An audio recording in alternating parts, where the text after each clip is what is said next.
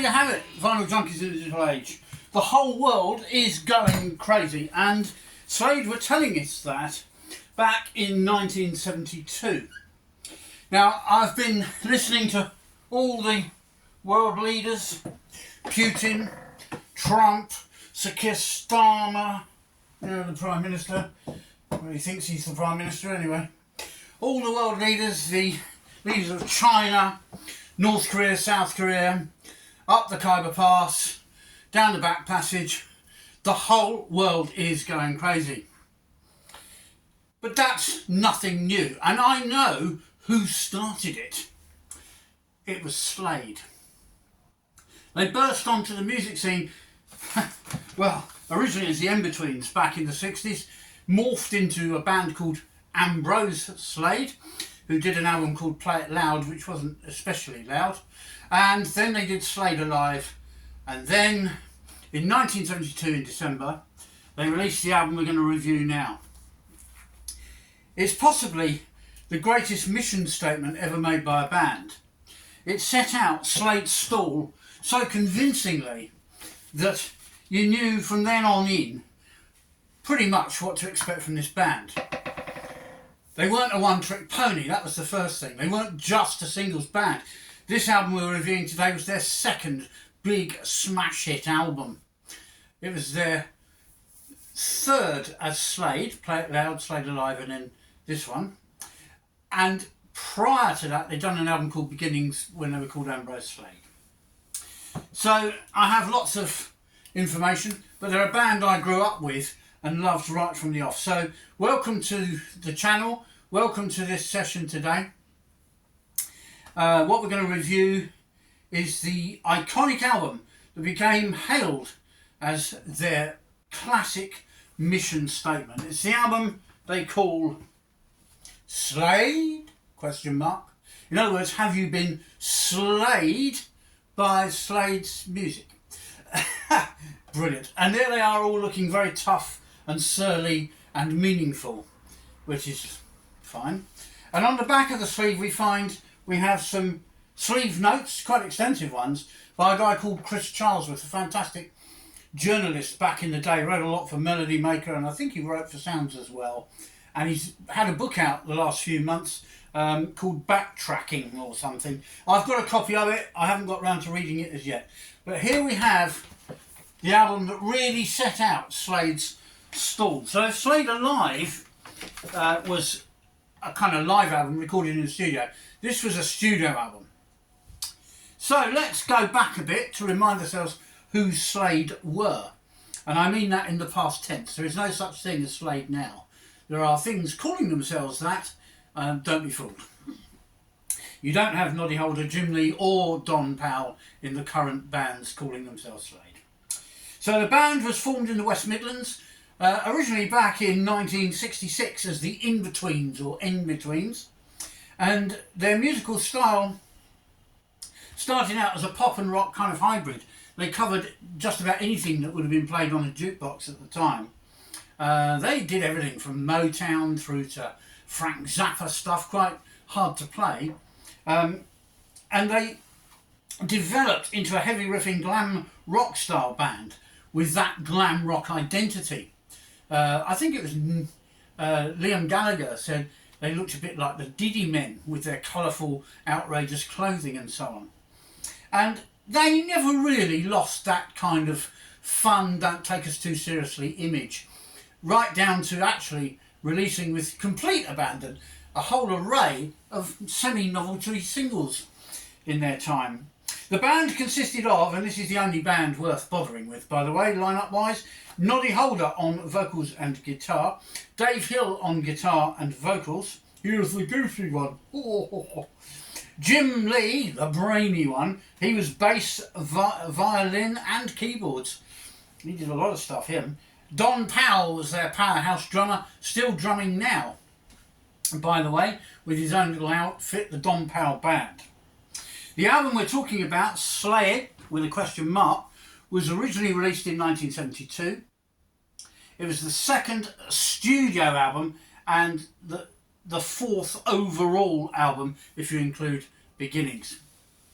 It was produced by ex-Animals bass player Chaz Chandler, who knew his way around managing and producing because he had brought Jimi Hendrix to the UK and produced him. The label they were recording for in those days was a German label called Polydor Records. And the artwork on the cover is by Gerard Mankiewicz. As a side issue, my wife and I went to see a Gerard Mankiewicz photographic display or gallery in London some years ago, and we turned up and it was shut. So we ended up in the Ice Bar in Mayfair drinking vodka. You didn't want to know that, did you? Right, okay. Well, let's not fanny about, eh? Let's move on with some more information and let's get some music going. We've just had a bit of The Whole World's Going Crazy, so we know who started it. It was Slade. And they were sending everybody crazy with tracks like this one coming up now. This is from side one of the album, the first track. Here we go.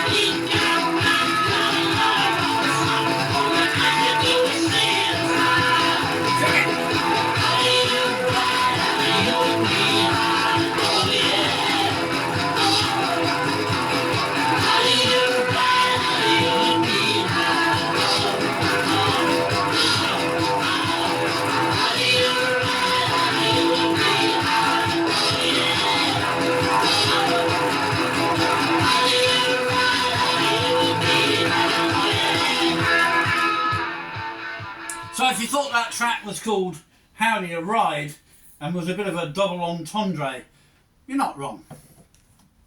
Basically speaking, this album confounded the critics at the time by creating a heavy and yet melodic pop sound.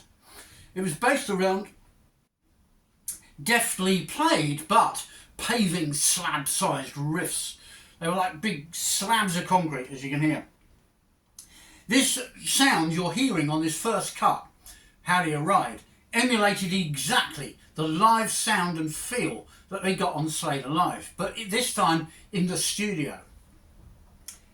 This #1 charting album, sending Slade Alive down to #2, that had been on the charts for over a year, or getting on for a year, achieved 80,000 units just in advance sales. So back in those days, when a band put a record out, it would be on the vinyl or music cassette. And what would happen is the shops, the record shops, knowing their clientele, knowing the demand, would know what to order. And when this album was announced for release, 80,000 advanced orders were put through to get it on the shelf on the day of release. That's unheard of today, Folkengtons.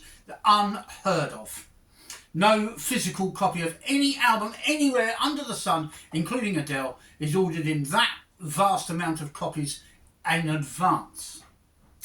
So 3 weeks it spent at #1 and had a total chart run of 25 weeks. It earned itself a silver disc for overall sales. So there we were with track #1, How Do You Ride? Well, interesting. The Whole World's Going Crazy, we've sampled that, and we know that Slade are to blame. But they also had a subtle side to them. Well, subtler. I suppose that's a bit of a mute term. And we're going to try and line up track #3, which gives us an insight into their subtle side, but also how they were quite, shall we say, realistic about their success. Yeah, this is the one. Right, so here's a track coming up now, called Look at Last Night. It's beautiful. And what it does is it shows that Slade, even at this stage in their career, were very aware that fame could slip away as quickly as it came. Ooh.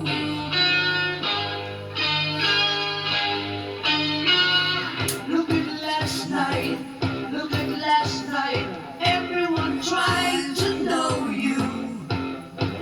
Never did try, never did try, never were trying to know you. You'll be right here. This album contained 8 all-original compositions, of which 2 were top 3 hits. The record showcased the virtuosity and musical prowess and finesse of Slade. It included a cover of Janis Joplin's Move Over and a spirited party medley of Let the Good Times Roll Feel So Fine, which was originally a hit for Shirley and Lee from 1956, and we will be coming to that very soon. You'll be right here today, gone tomorrow.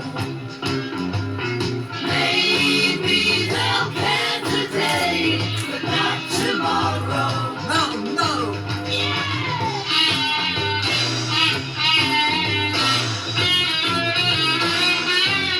That's Dave Hill on the guitar, and he really could play. He had his own style.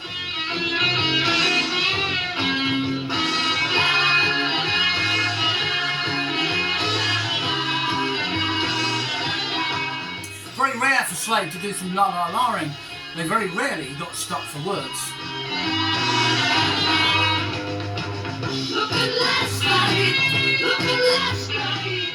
So reviews of the album and Slade in general varied from out-and-out hostility, mainly in the USA, and a little bit from the Daily Mirror as well at the time, to complete endorsements from the NME, Sounds, and people like Chris Charlesworth, who wrote the sleeve notes. And there were many more Slade advocates in the making. Very young members of the band Oasis were already pricking their ears up to the sound of Slade. And I don't think it's any accident that the grunge scene had a particularly strange sound to it when they played the electric, slabby riffs against the acoustic backing, reminiscent of this band. But that was all to come in the future. Meanwhile, the Slade forum that I'm a member of, when they polled this record, it got a 10 out of 10 from 64% of the members of our forum, and that's a high endorsement. It's often seen as their best album by a lot of my colleagues on the forum, and it's very hard to argue. So, the tracks on the wax so far, we've done Howdy a Ride. It was initially considered for a single release, and I'm not surprised, are you? This driving rock song lyrically thrives on double meaning. Its feisty, riff-heavy guitar lines are emulated on Jim's bass. I remember when I was in a band of my own and our bass player Paul Allen said Slade bass lines are hard to do because Jim Lee used to actually play the bass as if it was a guitar, like he played melody on it. Another guy who did that was Lemmy Kilmister of Motorhead. Whew, I wonder where he got it from. This was establishing a unique selling point for the Slade sound. We also blame Slade for making the whole world go crazy with the track, The Whole World's Going Crazy. For me personally, it's the only track I'm not that keen on the album. I didn't play all of it to you, and there's a reason for that.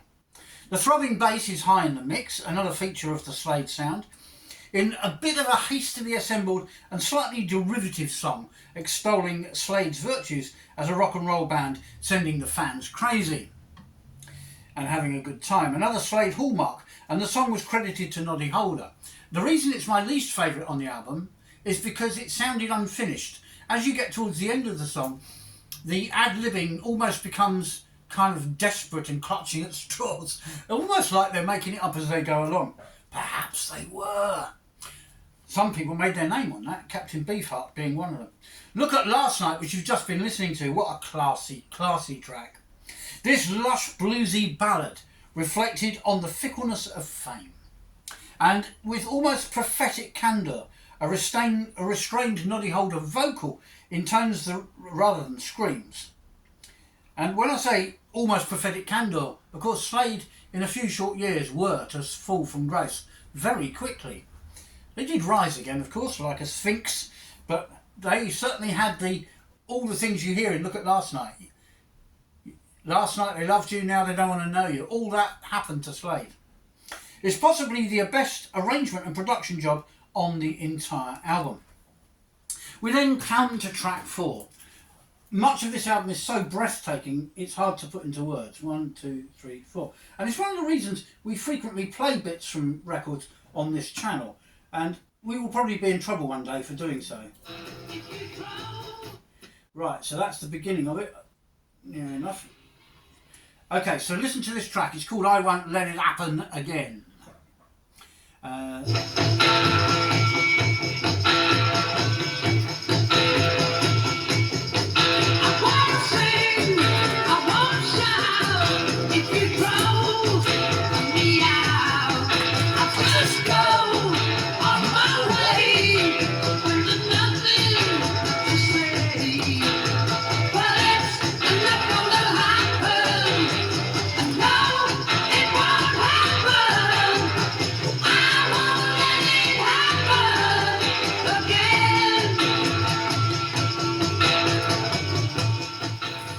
Let It Happen Again is credited solely to Jim Lee. From now on, from this album on, all songs would be Holder and Lee. It's got backwards guitar on it, which is what is giving it that kind of otherworldly sound. And you'll also note you can hear the maracas and the shakers giving it another layer to this classic live in the room Slade sound. So the other worldly eerie effect on the track emphasises the pleading and lovelorn lyrics which Nod is singing. Woo!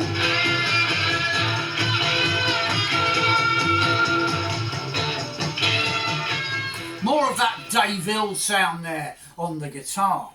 Nod again is quite restrained on this track, but there's heavy echo on the vocals, and that's a glossy coating on his sandpaper voice.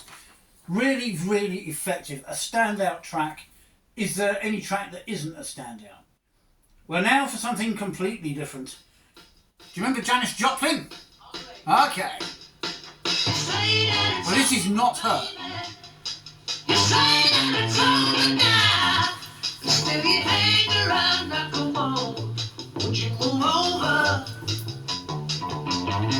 You know that I need a woman. You know that I need a woman. But when I ask you to, you just tell me that maybe you can. Please don't you do it to me, baby. Please don't you do it to me. Take this love that I offer. Only let me be.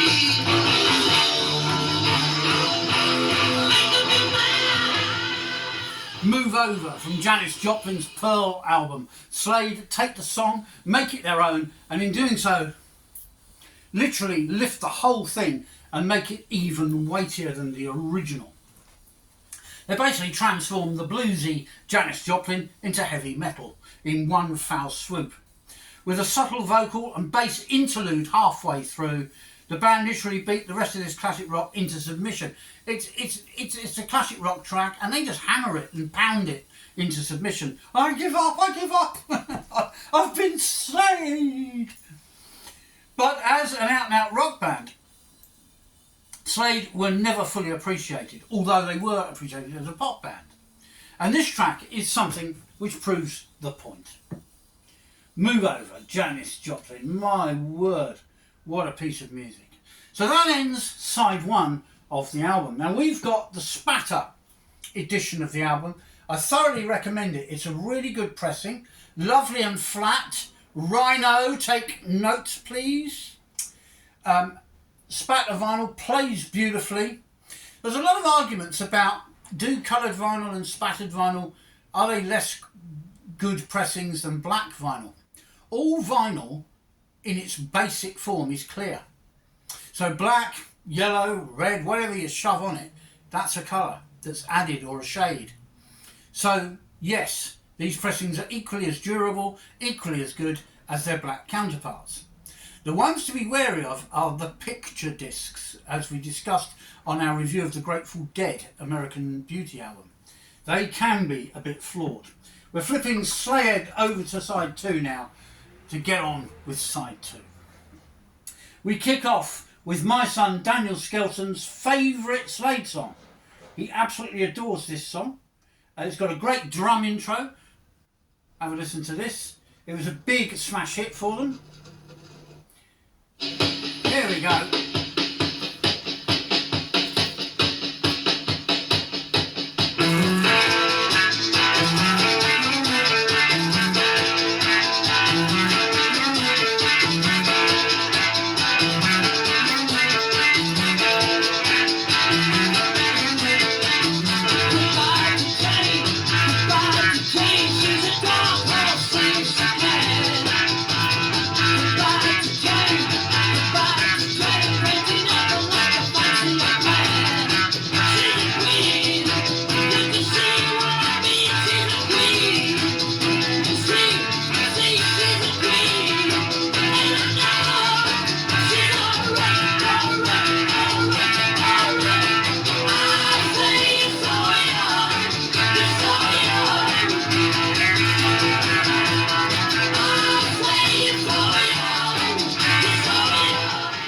Right, well that sums that one up rather well. It's a kind of boogie kind of thing, isn't it?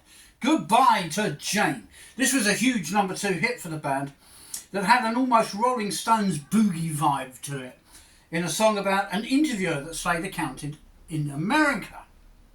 She was called Jane and she had apparently lost her 40s trip boots that she liked wearing, and the band and some other people present at the time had to help her look for them. Jim claims that he borrowed the opening drum riff from something he heard on the radio. Well, there you go. Jim, a bit like Robert Plant, snatches something from over there, something else from over there, brings it together and creates unique music. The best of our musicians, of course, do that. Next, we're going to say goodbye again.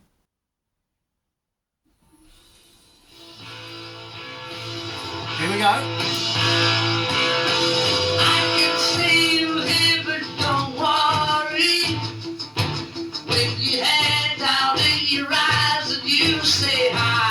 Hi. I had to come back without you warning. Now I caught you making love, I'll say goodbye. Bye-bye, bye-bye. I just want you to say goodbye. Bye-bye, bye-bye. I just want you to say goodbye. Yes, the music may, as my mate Hendy would often say, be a bit rowdy, raucous and bludgeoning, but that surely is part of its charm. It's an alive sound. And as we know from Slade Alive, where they do Darling Be Home Soon, they can start off softly and quietly and then build up, as they do on the Janis Joplin number, for example. And I don't know many bass players who play bass like that. I've heard Suzi Quatro play bass, and she's very inventive with her bass lines. And her bass solos, most solos on bass or drums are pretty boring. Hers isn't, I promise you. So if ever you get the chance to see Suzi Quatro live, and we've got a clip on our channel, by the way, on the Skelly Vinyl Junkie channel, of Suzi playing her bass piece live at the London Palladium. My wife Marie and I were actually there. So goodbye, goodbye, we've just been playing.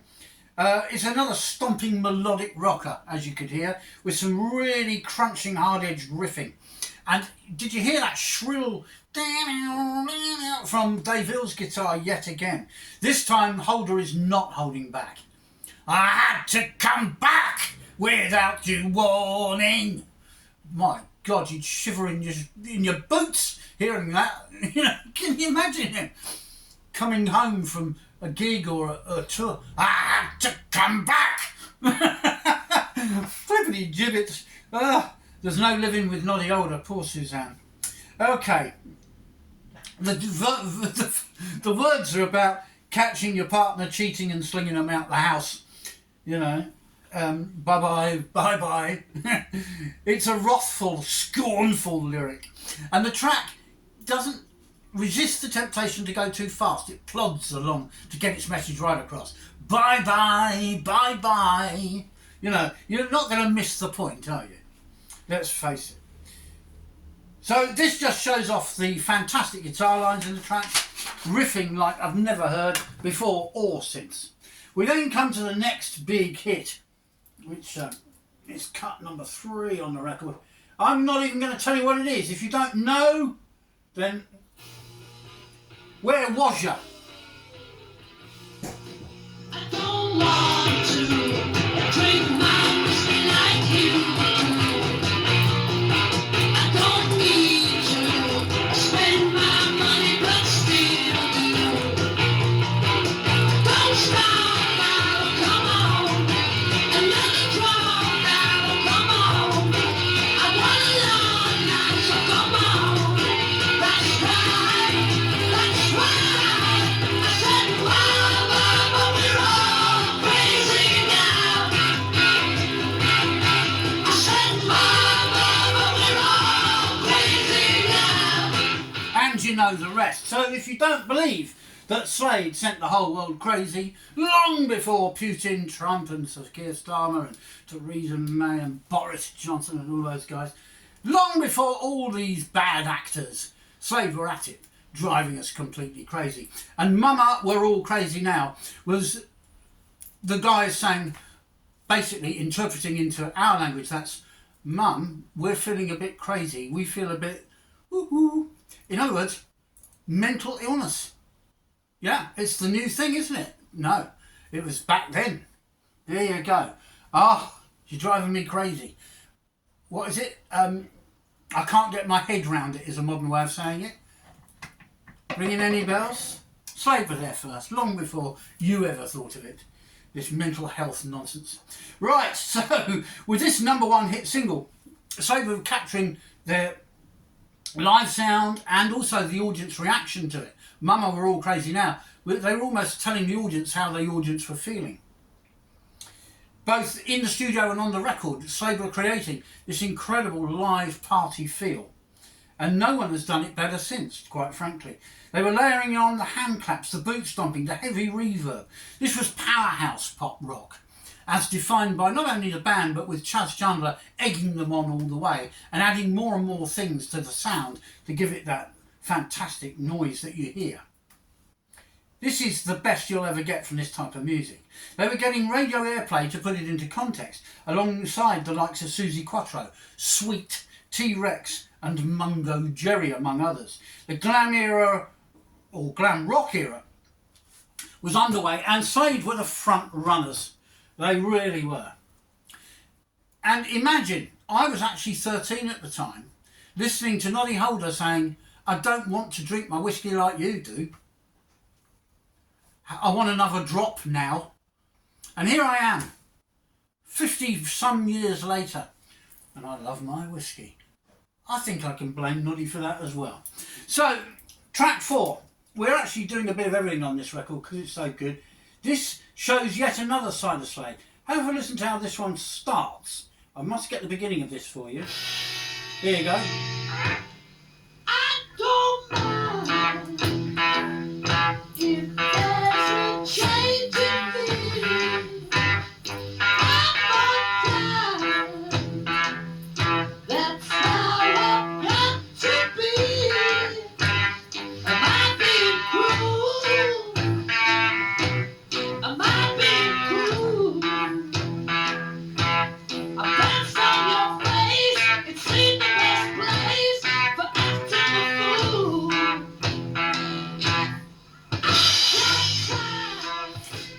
Blimey! Is this the same band that was sending us crazy a few minutes ago? It's called I Don't Mind. And this is a slow, soulful and menacing song.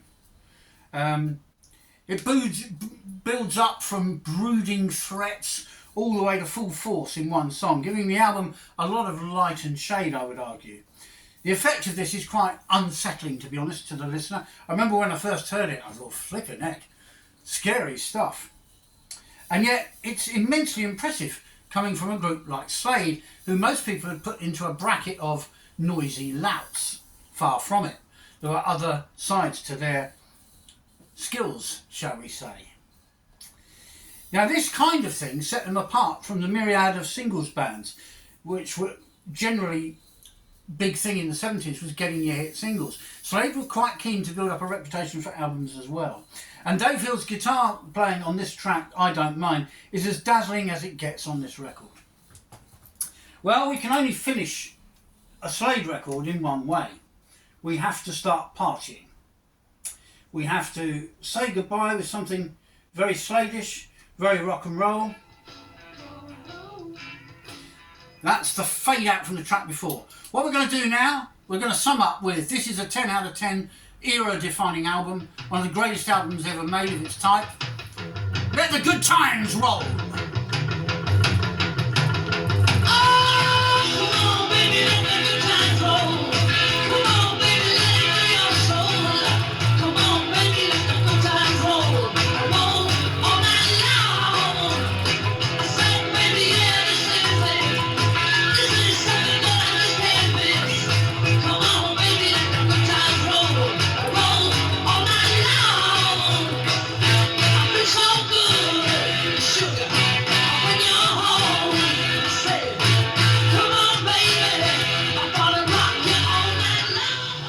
I'm going to rock you all night long, honey. And you just believe him, don't you? Noddy Holder, one of the greatest vocalists of our time.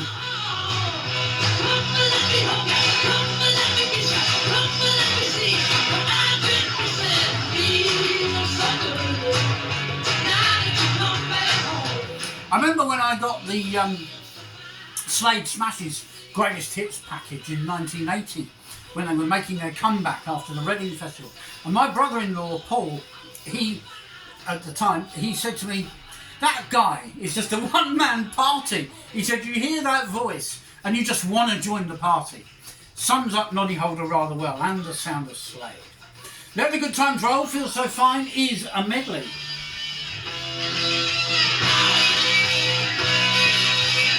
And here's some of Dave Hill's guitar yet again.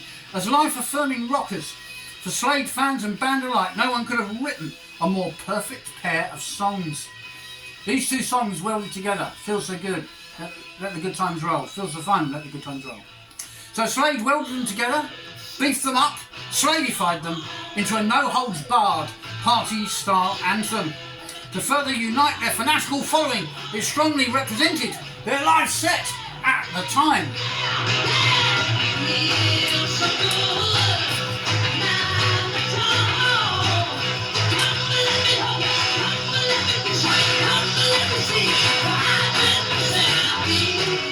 So how did the critics react over all the decades and years? Classic Rock in 2010. This album is an essential classic. On Discogs, one of the reviewers said, the most powerful heavy glam rock album ever made.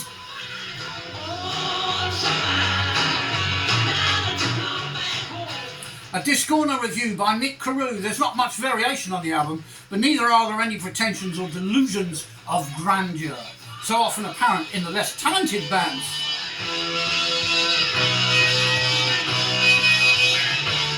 Chris Charlesworth from 1972 on the album's sleeve note said, Noddy, Dave and Jim and Don have forged a name for themselves on the strength of nothing else save their own personal brand of music.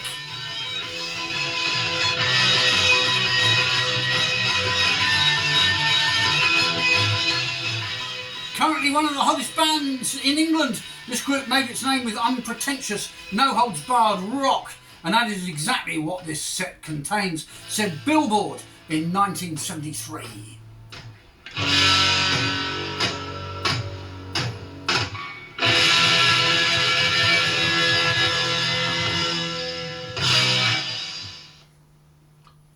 So there you have it, and here we are in 2025. And I say this with 50 years plus experience of this album. I bought it at the time, I've bought copies since, including the Spatter one. As with a few Slade albums, the exuberance of the performances is infectious, such that you could build an entire party around one album. This one in particular would give you a fantastic party evening. For me, this collection hit a spot that no other record in the ensuing 50 years has ever hit. And that's quite a bold statement. So we shall finish and play out how we started the session today with The Whole World's Going Crazy.